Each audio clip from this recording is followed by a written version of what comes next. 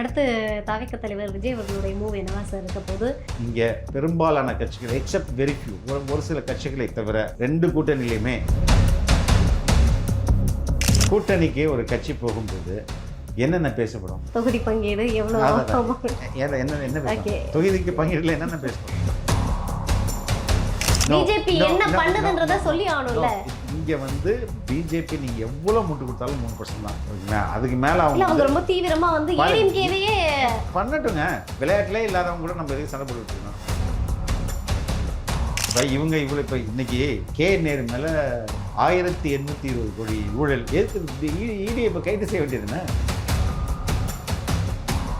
தமிழகத்துக்கு over pressure கொடுக்கறது யாருன்னு நினைக்கிறீங்க? இது ஒரு வக்கில்லாத கவர்மெண்ட் தான். ஊழல டிபேட்டே பண்ணிடக்கூடாதுடா, நம்ம போயிடுவோம், தயவு செய்து மதவாதத்தை எடுத்து வந்து நிறுத்திடு. அதுதான் அதுக்கு பின்னாடி. நான் ஊழல்னு பேச ஆரம்பிச்சாங்கன்னா நாரிடும். ரெண்டு கட்சிகளும் மாறி மாறி. ஆமா, ரெண்டு பேரும் நீ அது பண்ணியா நீதி பண்ணியான்றது. அப்போ ரெண்டு பேருமே சேர்ந்து யாருக்கு கேம்பெயின் பண்ணுவாங்க? நேரடியா தாவேக்காக கேம்பெயின் பண்ணுவாங்க.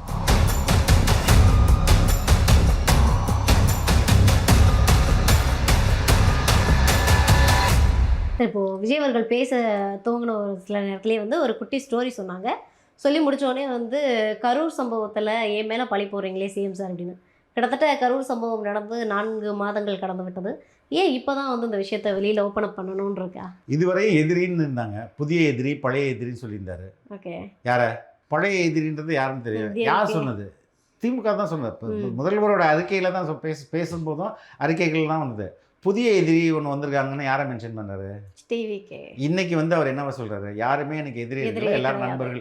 எதிரியா இருக்கும்போது நீ பழி போட்டா ஓகே, எதிரி போடுவான். நண்பனா இருக்கும்போது நீ எப்படி பழி போடுறான்னு கேட்குறாரு. இப்போ ஏன் அது சரியான கேள்வி. இதெல்லாம் கேட்டது ஒன்றும் தவறு இல்லையே. கேட்டது தவறு இல்லை. 4 மாதங்கள் ஆயிருக்கு அதுக்கு. ஏங்க இன்னைக்கு தானே என்ன நண்பன் சொல்றீங்க? நண்பன் நான் இந்த பக்கத்துல இருந்தே கழுத்தரிப்பியா அப்படின்னு கேட்குறாரு. கூட இருந்தே குளிப்பிருப்பியா அப்படின்னு கேட்குறாரு. இல்லை, இது ஒரு பக்கம் வந்து நீங்கள் வந்து தாவேக்கா தரப்பு வந்து காவல்துறை மேலே வந்து குற்றம் சொன்னீங்க.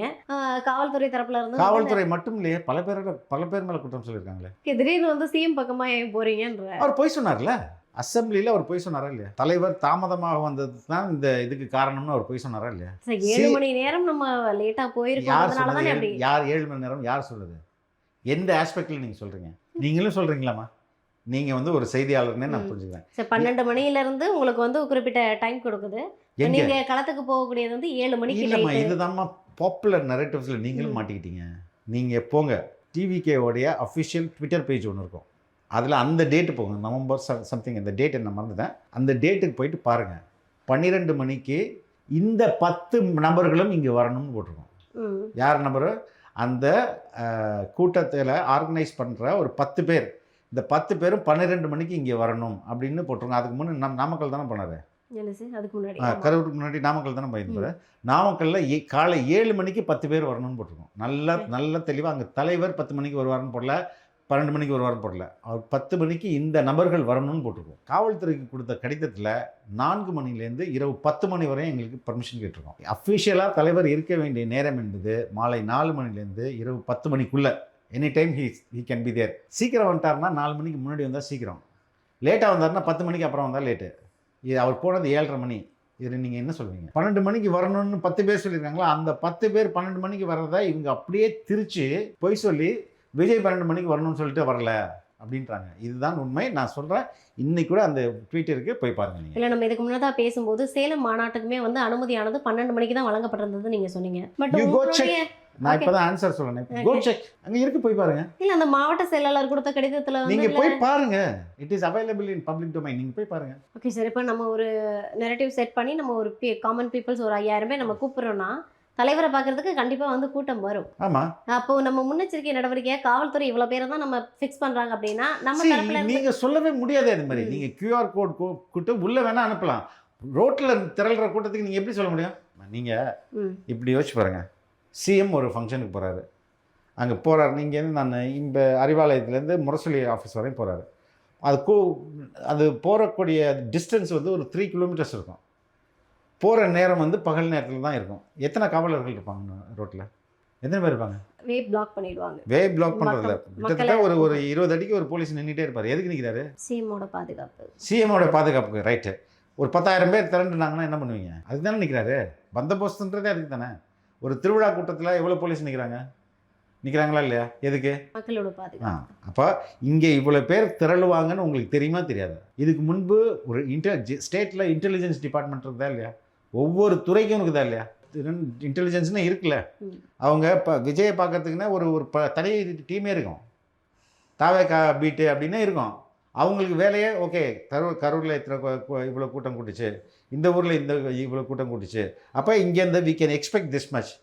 பர்மிஷன் டேட்டு கேட்குறாங்கல்ல, அப்போத்துலேருந்து அவங்க யார் மாவட்ட செயலரில் எத்தனை பேரை கூப்பிட்றீங்க, எங்கே பிளான் பண்ணி எல்லாத்தையும் சேகரித்து தான் வச்சுருப்பாங்க. அப்போ அவங்களாம் தூங்கிட்டாங்களா? இது எல்லாத்தையும் கொடுத்து தானமா நீங்கள் வந்து ஒரு ப்ரோட்டோக்கால் ரெடி பண்ணணும். அப்போ அதெல்லாம் பண்ண மாட்டாங்கன்னு அர்த்தம். இது வேண்டுமென்றே அந்த மக்கள் திரளை பார்க்கும்போது இவங்களுக்கு வைத்தெரியுமா? ஒரு ஒரு ஒரு அரசியல் கட்சிக்கு ஒரு மாநாடு நடத்துகிறதோ ஒரு பொதுக்கூட்டம் நடத்துறதுன்றது மிகப்பெரிய செலவு. பந்தல் அரங்கரிக்கணும், அதுக்கப்புறம் அவங்களுக்கெல்லாம் புடவை வாங்கி கொடுக்கணும், டிஷர்ட் அடித்து கொடுக்கணும், குவார்ட்டர் கொடுக்கணும். குவார்ட்டர்லாம் இப்போ இல்லை, ஆஃப் மேலே போயிடுச்சு. பிரியாணி, மட்டன் பிரியாணி, சிக்கன் பிரியாணி தனித்தனியாக கொடுக்கணும், ஸ்நாக்ஸ் கொடுக்கணும், அதுக்குள்ளே வந்து என்ன ஹாட் பாக்ஸ் கொடுக்கணும். அந்த அமைச்சர் வந்து நொந்து நூடுல்ஸ் ஆயிடுவார் ஒரு மாநாடு நடத்தி முடிக்கிறதுக்குள்ள. அப்போ அவங்க எத்தனை மாநாடு நடத்திட்டாங்க? நீங்க இப்போ ரீசெண்டாக பார்த்தீங்கன்னா அதுதான் சொல்கிறேன், அவங்க எவ்வளோ செலவாயிருக்கு தெரியுமா? நீ அந்த அமைச்சரை தனியாக கூப்பிட்டு கேட்டு பண்ணீங்கன்னு தெரியும். ஐயோ ஐம் ப்ளீடிங் அப்படின்வாரு. அவ்வளோ காசு போயிடும். ஆனால் இங்கே ஸ்டேஜ் கூட இல்லை, பஸ்ஸு தான்.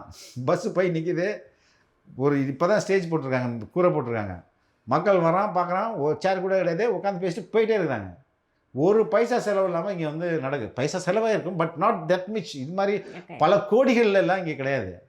அப்போ இது எவ்வளோ வைத்தறிச்சல் ஏற்படுதுன்னா, நம்ம இவ்வளோ கோடி கணக்காக கூப்பிட்றோம், கடைசியாக போகும்போது வாழ்த்தாரம் இழுத்துட்டு போகிறான், அவனுக்கு காசெல்லாம் கொடுக்குறோம், வீரனை பாக்கெட்டில் வச்சுட்டு ஜாலியாக சுற்றின்னு இருக்கான், வாழைத்தாரம் இருக்கிறான், கரும்பை இழுக்கிறான்.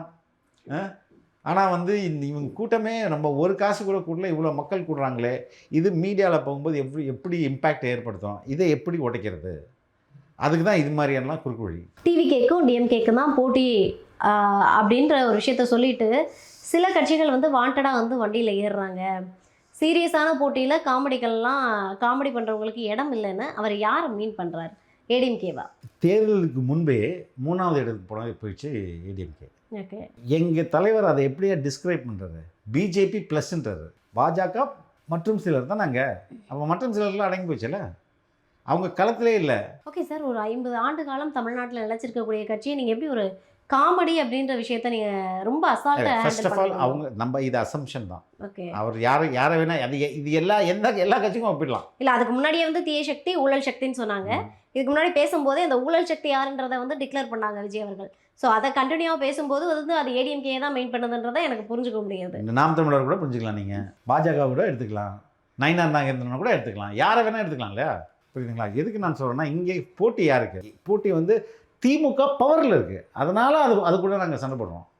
நாளைக்கு பார்லிமெண்ட் எலெக்ஷன் வரும்போது எங்கள் சண்டை வேற ஆள் கூட இருக்கும். ஆனால் இவங்க எப்போதும் பாஜகன்னு சொல்லி பயங்காட்டுறது. சார், நீங்கள் ஒரு விஷயத்தை நோட் பண்ணீங்களான்னு தெரில, சமீப காலமாகவே வந்து இங்கே வந்து அதிமுக தலைமையிலான மாநாடுகள் நடத்தப்படுறதில்லை, அதிமுக தலைமையில் கூட்டங்கள் நடத்தப்படுறதில்லை, எல்லாமே என்டிஏ தலைமையிலான கூட்டங்கள், என்டிஏ தலைமையிலான மாநாடு இப்படி தான் நடந்துக்கிட்டு இருக்குது. பிரதமர் அவர்கள் ஆல்ரெடி மதுராந்தகம் வந்துட்டு போயாச்சு. இப்போ நீங்கள் பார்த்தீங்கன்னா தொடர்ந்து இன்னும் மார்ச் மாதம் 3 முறை வர்றாரு. அப்போ அந்த பிஜேபி வந்து தமிழகத்துக்குள்ளே கால வைக்கணுன்றதுக்கு அவ்வளோ ஈகராக வந்து வேலை பார்த்துட்டு இருக்காங்கன்றப்போ பாஜகவை விமர்சனம் செய்ய வேண்டிய தேவையும் டிவிகேக்கு இருக்கு இல்லையா? பிஜேபி என்ன பண்ணுதுன்றத சொல்லி ஆகணும்ல. இங்கே வந்து பிஜேபி நீங்கள் எவ்வளோ முட்டு கொடுத்தாலும் 3% தான். அதுக்கு மேலே அவங்க ரொம்ப தீவிரமாக வந்து ஏடிஎம்கேவையே பண்ணட்டுங்க. அது ஏடிஎம்கேட பிரச்சனை, அது நாளைக்கே பிரச்சனை. இப்போ எங்களுக்கு யார் முக்கியம்? இப்போ விளையாட்டிலே இல்லாதவங்க கூட நம்ம எதுக்கு சண்டை போட்டுட்டு இருக்கணும்? தமிழகத்துக்கு ஓவர் ப்ரெஷர் கொடுக்கறது யாருன்னு நினைக்கிறீங்க சார்? யாருமா? எந்த அடிப்படையில்? இப்போ நீட் தேர்வாக இருக்கட்டும், எஸ்ஐஆர் விவகாரமாக இருக்கட்டும், அதுக்கப்புறம் இது ஒரு வக்கில்லாத கவர்மெண்ட்டுமா? எல்லாத்தையும் அப்படி தான் அடிப்பாங்க. இவங்களுக்கு என்ன இருக்குது, என்ன திராணி இருக்குது பிஜேபி எதுக்கிறதுக்கு? டெல்லின்னா அவுட் ஆஃப் கண்ட்ரோல் இல்லை, அண்டர் கண்ட்ரோல். ஒரு இடி ரைடு வந்து அடுத்த வாரம் என்ன நடக்குது? மினிஸ்டர்லாம் போய் அங்கே உட்காந்துறாங்களா? அதுக்கு அடுத்தது உதயநிதியோட உட்கார்றாரா? அதுக்கு அடுத்தது சிஎம்ஐ போய் இடி நடந்த பிறகு இடி ரைடு வந்தால் போய் உட்காராரா? இப்போ இப்போ இன்றைக்கி நேரு மேலே 1820 கோடி ஊழல், 258 பக்கம் புக்லெட்டே போட்டு கொடுத்தாச்சு. ஏன் எதிர்த்து இடி இப்போ கைது செய்ய வேண்டியதுன்னு பண்ணலாம்ல? எப்படா என் மேலே தப்பாக வந்து கொடுத்தேன், எங்களால் எவ்வளோ உத்தமர் தெரியுமா அப்படின்ட்டு.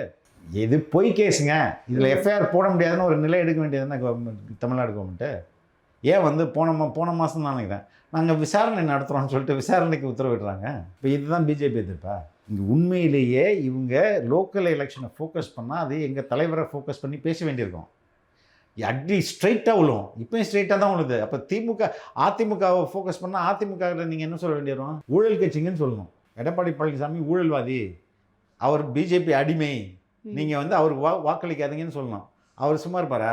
சொல்றாங்களே சார், திமுக தொடர்ந்து விமர்சனத்தை வைக்கிது அதிமுக மேல. இவங்க பண்ண ஊழலை பற்றி அதுதானே பேச போறல மாறும். எது வந்து டிபேட்டபிள் கொஷனாக மாறணுன்றதை திமுக முடிவு பண்ணுது. ஊழலை டிபேட்டே பண்ணிடக்கூடாதுடா, நம்ம போயிடுவோம், தயவுசெய்து மதவாதத்தை எடுத்து வந்து நிறுத்திடு, அதுதான் அதுக்கு பின்னாடி இருக்குது. நான் ஊழல்னு பேச ஆரம்பித்தாங்கன்னா நாரிடும்.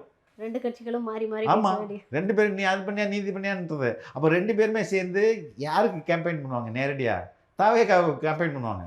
அதனால தான் இவங்க வந்து இந்த பிஜேபி நெரட்டிவ் எடுத்து வந்து இங்கே வைக்கிறாங்க. அதனால தான் எங்கள் தலைவர் கூட என்ன டெல்லியில் போட்டி போட போகிறீங்களான்னு கேட்டார்.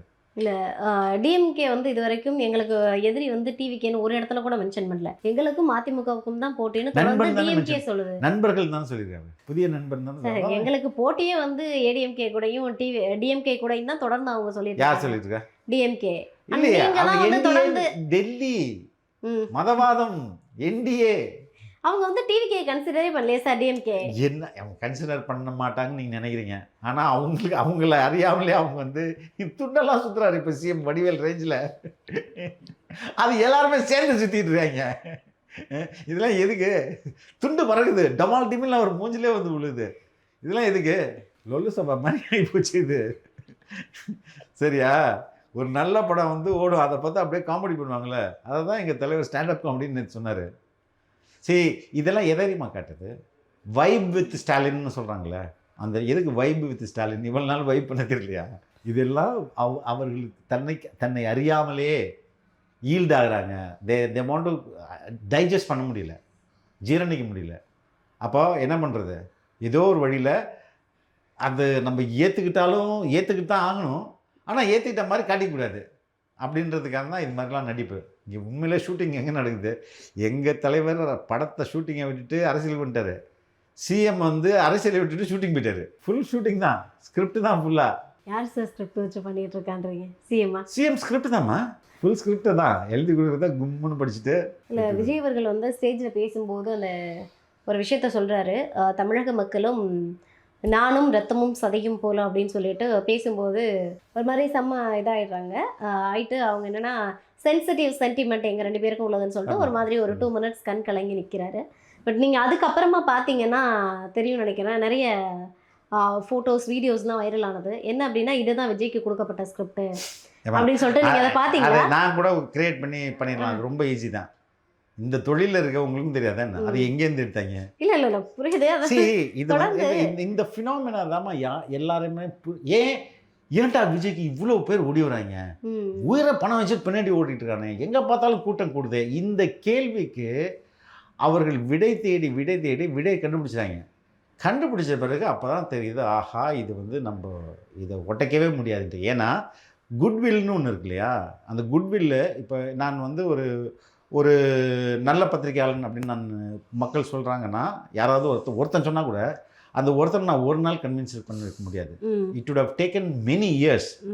ஒரு பல ஆண்டுகளாக என்னை பற்றி இப்போ கேட்டு வந்தது தான் அந்த குட்வில். அதே மாதிரி தலைவருக்கு பல ஆயிரம் கோடி பேர் பல பத்தாண்டுகளாக அவரை கவனித்து அவர் மேலே வந்து ஒரு 2 பேருக்கும் உண்டான அந்த பந்தம் இருக்குல்ல, நேசம், அது ஒரு 20 ஆண்டுகளாக டைம் எடுக்குது அதை பில்ட் பண்ணுறதுக்கு. அப்போ ஒரு தலைவனுக்கு தன் மக்களை பார்க்கும்போது தான் அவ்வளோ சந்தோஷம் வரும். அதை நீங்கள் வந்து அனுபவித்தா மட்டும்தான் தெரியும். அதே மாதிரி அந்த மக்களுக்கு அந்த தலைவனை பார்க்கும்போது அவ்வளோ சந்தோஷம் வரும். இது வந்து இட்ஸ் அ ஃபினாமினா.